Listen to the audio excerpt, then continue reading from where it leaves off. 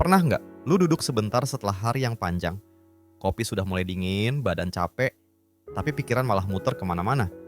Tentang gaji yang baru masuk, lalu cepat sekali hilang. Tentang cicilan yang datangnya selalu tepat waktu. Tentang keinginan kecil yang terus ditunda, sambil bilang ke diri sendiri, nanti aja, sekarang belum waktunya. Mungkin hidup lu terlihat baik-baik saja, masih bisa makan, masih bisa bayar ini itu, masih bisa senyum di depan orang lain. Tapi di dalam kepala, ada suara pelan yang sering muncul. Suara yang nanya, sebenarnya ini hidup yang cukup atau cuman bertahan? Hidup cukup-cukup saja. Kalimat itu terdengar sederhana. Nggak mewah, nggak dramatis. Tapi entah kenapa, berat. Karena di satu sisi, lu bersyukur. Masih punya kerja, masih ada pemasukan, masih bisa jalan terus. Tapi di sisi lain, ada rasa takut kecil yang susah dijelasin. Takut kalau sakit, takut kalau ada kebutuhan mendadak. Takut kalau suatu hari, angka-angka di rekening nggak lagi cukup buat bikin tidur nyenyak. Dan mungkin yang paling bikin capek, perasaan kayak lagi lomba, padahal lu nggak pernah daftar lomba apa-apa. Lihat orang lain kelihatan lebih maju, lebih aman, lebih tenang. Walaupun kita nggak pernah tahu cerita lengkapnya. Di titik itu, hidup cukup-cukup saja jadi terasa ambigu. Antara bersyukur dan cemas. Antara menerima dan berharap lebih. Antara bilang nggak apa-apa sambil pelan-pelan ngerasa lelah. Gua nggak datang buat bilang hidup lu kurang. Bukan juga buat nyuruh ngejar sesuatu yang muluk-muluk. Gua cuma pengen ngajak lu duduk sebentar. Pelan, narik napas, dan bareng-bareng mikir, apa sebenarnya arti cukup dalam hidup orang biasa? Kenapa kata itu terasa menenangkan sekaligus menyesakkan? Dan tanpa kita sadari, bagaimana cara kita memaknainya pelan-pelan membentuk rasa aman? Atau justru rasa gelisah? Kalau pertanyaan-pertanyaan itu terasa dekat, mungkin obrolan ini memang buat lu. Kalau lu masih di sini sampai sekarang, mungkin ada sesuatu dari obrolan tadi yang kena. Dan sebelum kita lanjut lebih jauh, gue pengen bilang pelan-pelan, kalau lu ngerasa topik ini dekat, lu boleh ninggalin jejak kecil di kolom komentar. Cerita pendek. Atau satu kalimat aja. Kadang, nulis itu bukan buat orang lain, tapi buat diri sendiri. Dan kalau obrolan kayak gini terasa menemani, lu juga bisa ikut duduk bareng lebih lama dengan nge-like dan subscribe. Bukan buat angka, tapi biar kita bisa ketemu lagi di obrolan-obrolan pelan berikutnya. Sekarang, kita balik ke realitas sehari-hari. Kehidupan ekonomi orang biasa jarang terasa dramatis. Nggak ada kejutan besar. Yang ada justru rutinitas yang halus tapi konsisten. Gaji datang, lalu pergi ke banyak arah kecil. Sewa, cicilan, listrik, kuota, makan, ongkos, dan kebutuhan lain yang masing-masing kelihatannya wajar. Satu-satu nggak berat, tapi barengan, kok rasanya napas jadi pendek. Banyak dari kita hidup di fase cukup asal nggak ada apa-apa. Selama nggak sakit, selama nggak ada acara dadakan, selama barang-barang nggak rusak bersamaan. Dan tanpa sadar, hidup jadi penuh syarat kecil. Tenang, tapi bersyarat. Aman, tapi rapuh. Ada pola yang sering kejadian. Setiap bulan bilang, bulan depan harus lebih rapi. Tapi bulan depan datang dengan versi masalahnya sendiri. Harga hidup pelan-pelan naik. Bukan lonjakan besar yang bikin panik, tapi kenaikan kecil yang bikin kita menyesuaikan diri. Lagi dan lagi. Porsi dikurangin sedikit. Keinginan ditunda lagi. Nabung niatnya ada, tapi realisasinya selalu belakangan. Dan anehnya, kita jarang ngerasa ini masalah besar. Karena semua orang di sekitar juga begitu. Teman-teman kerja, keluarga, lingkungan, semua kelihatan, ya beginilah hidup. Di titik ini, hidup cukup-cukup saja jadi standar. Bukan karena kita memilih dengan sadar, tapi karena pelan-pelan kita menyesuaikan diri. Bukan salah siapa-siapa, ini cuma pola. Pola hidup yang berjalan pelan, tanpa suara keras, tapi terus membentuk cara kita memandang uang, aman, dan masa depan. Dan mungkin sekarang pertanyaannya bukan, kenapa hidup susah?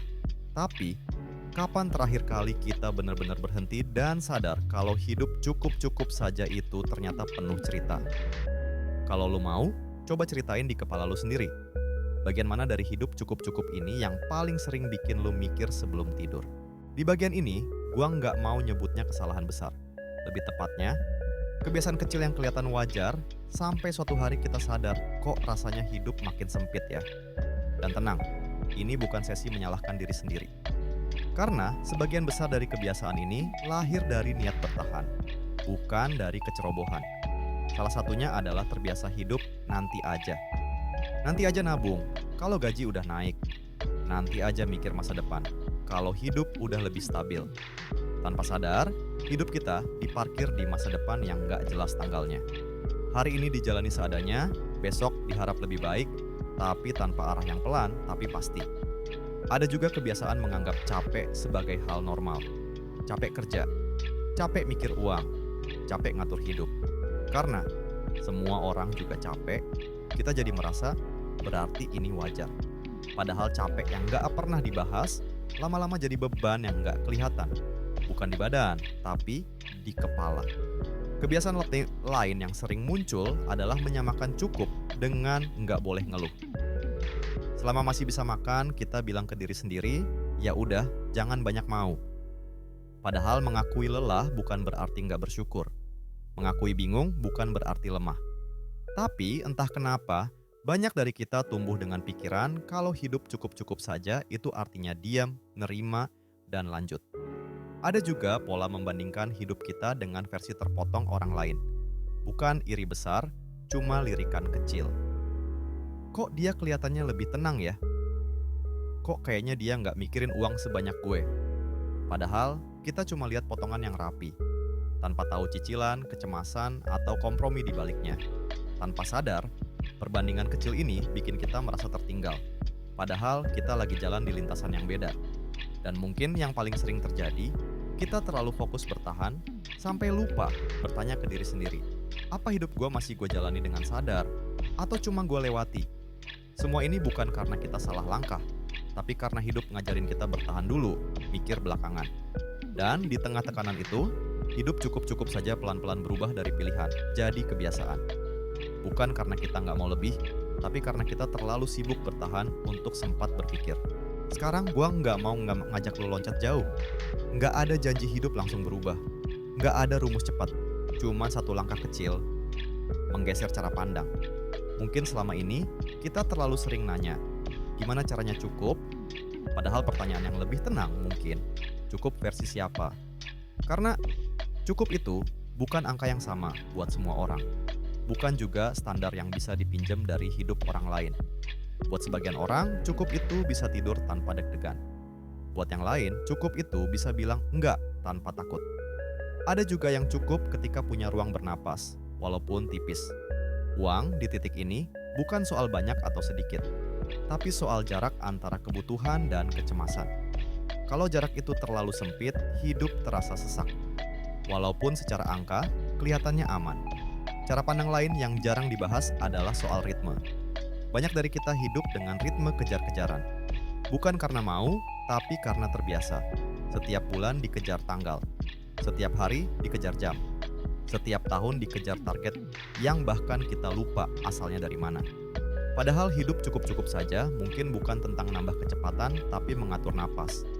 Bukan berarti melambat tanpa arah, tapi memberi ruang buat sadar apa yang sebenarnya penting dan apa yang cuma kebisingan.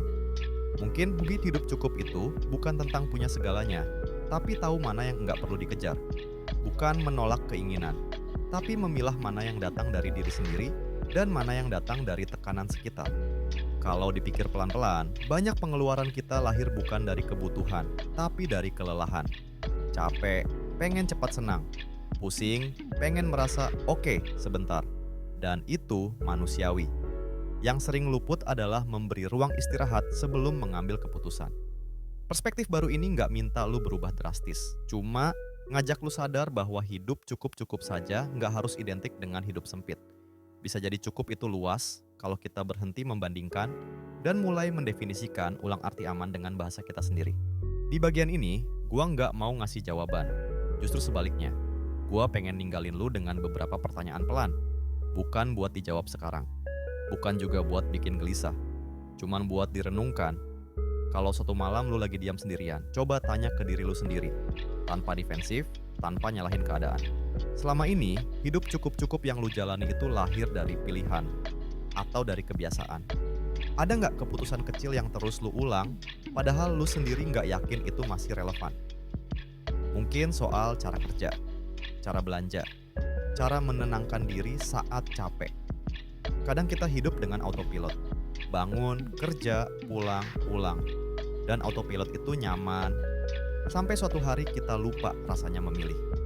Pertanyaan lain yang jarang kita ajukan adalah soal rasa aman. Apa yang bikin lu merasa aman selama ini? Angka di rekening? Rutinitas yang stabil? Atau cuman karena belum ada masalah besar yang datang? Dan kalau rasa aman itu tiba-tiba goyah, apa yang sebenarnya paling lu takutkan hilang? Uang sering kita jadikan jawaban cepat. Padahal di balik uang, ada rasa tenang, kendali, dan martabat yang lagi kita lindungi. Coba perhatiin juga cara lu ngomong ke diri sendiri. Apakah lu sering bilang, ya udah, segini aja dulu, tapi nadanya lebih ke pasrah daripada sadar? Ada beda tipis antara menerima dan menyerah. Dan beda itu sering kita rasakan di tubuh, bukan di logika. Kalau lu jujur ke diri sendiri, hidup cukup-cukup ini masih bikin lu bernapas lega. Atau cuman bikin lu bertahan. Nggak ada jawaban benar. Setiap fase hidup punya kebutuhannya sendiri. Yang penting bukan menghakimi diri, tapi menyadari posisi kita sekarang. Karena kesadaran kecil itu sering jadi titik awal. Bukan untuk berubah cepat, tapi untuk berhenti berjalan tanpa sadar.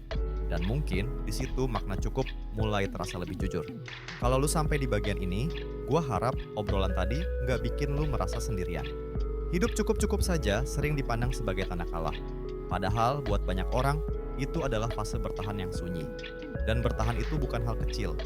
Nggak semua orang punya ruang buat melompat jauh.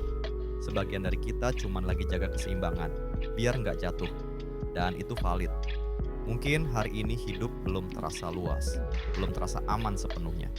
Tapi fakta kalau lu masih mikir, masih nanya, masih sadar, itu artinya ada bagian dari diri lu yang hidup. Perubahan besar jarang datang dari keputusan dramatis. Lebih sering datang dari kesadaran kecil yang pelan-pelan ngubah arah. Bukan soal punya lebih banyak, tapi soal merasa cukup dengan cara yang jujur. Mungkin cukup itu hari ini lu berhenti membandingkan. Mungkin cukup itu lu berani istirahat tanpa rasa bersalah. Atau mungkin cukup itu lu mulai memperlakukan diri sendiri dengan lebih lembut. Nggak ada garis finish di obrolan ini. Nggak ada target yang harus dicapai. Cuman satu ajakan pelan. Kalau suatu hari lu merasa hidup terlalu sempit, ingat bahwa lu boleh berhenti sebentar. Tarik napas, dengerin diri sendiri, dan mendefinisikan ulang arti cukup sesuai hidup yang sedang lu jalani sekarang. Gua di pihak lu. Dan obrolan kayak gini selalu terbuka kalau suatu hari lu pengen duduk lagi, tanpa buru-buru. Terima kasih sudah menemani sampai akhir.